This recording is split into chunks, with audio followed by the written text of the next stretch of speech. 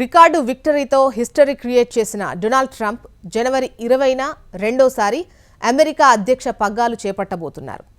ఈసారి తన term next లెవెల్లో ఉండేలా ఇప్పటినుంచే అడ్మినిస్ట్రేషన్పై ఫోకస్ పెట్టారు. మరి ఈసారి భారత్తో ట్రంప్ అవలంబించబోయే విధానాలు ఎలా ఉండబోతున్నాయి? భారతీయులకు భరోసాగా నిలుస్తా గ్రీన్ కార్డు విషయంలో సహకరిస్తామన్న ట్రంప్ ఇచ్చిన మాటకు కట్టుబడి ఉంటారా? వీసాల విషయంలో 2016లా పాత ఫ్లేవర్ ప్రదర్శిస్తారా?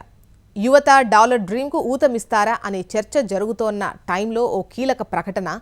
తన కొత్త టీంలో మరో ఇండియన్ అమెరికన్కు ఛాన్స్ ఇచ్చారు ట్రంప్. FBI డైరెక్టర్గా కాష్ పటేల్ను నియమించారు. అడ్వకేట్గా సుదీర్ఘ అనుభవం ఉన్న కాష్ పటేల్ డెడికేషన్ను ప్రశంసించారు ట్రంప్.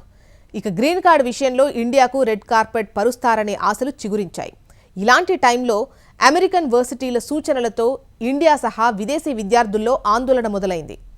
ప్రియమైన విద్యార్థులారా, విదేశీ ఉద్యోగులారా, ఎక్కడున్నా సరే త్వరగా అమెరికాకు వచ్చేసేయండి, మీ స్థానాలను పదిలం చేసుకోండి అని మెయిల్స్ పంపించాయి పలు వర్సిటీలు.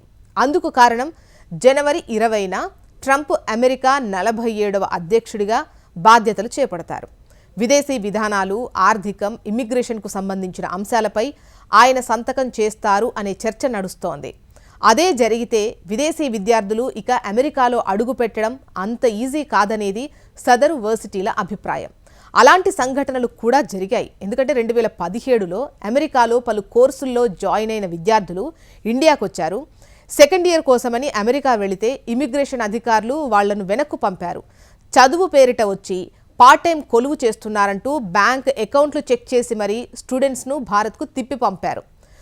ట్రంప్ పవర్ పగ్గాలు చేపట్టాక ఇమ్మిగ్రేషన్ పాలసీలో భారీగా మార్పులుంటాయని కొందరు, అలాంటిదేమీ ఉండదని మరికొందరు, ఇలా మిశ్రమ స్పందన అయితే వ్యక్తమవుతోంది.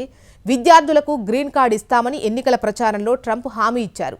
దీంతో స్టూడెంట్స్లో భరోసా ఉండేది. కానీ ఆయన పదవి చేపట్టే లోపు వెనక్కు రావాలని ఇటు వర్సిటీలు మెయిల్స్ పంపడంతో మళ్లీ అలజడి మొదలైంది. ట్రంప్ పాత ఫ్లేవర్నే కంటిన్యూ చేస్తారా, ఫేవరబుల్గా వ్యవహరిస్తారా అనే డైలమా మొదలైంది. వర్సిటీల నుంచి మెయిల్స్ అందుకున్న విద్యార్థులు ఉన్న పళంగా అమెరికా వెళ్లేందుకు సిద్ధమవుతున్నారు.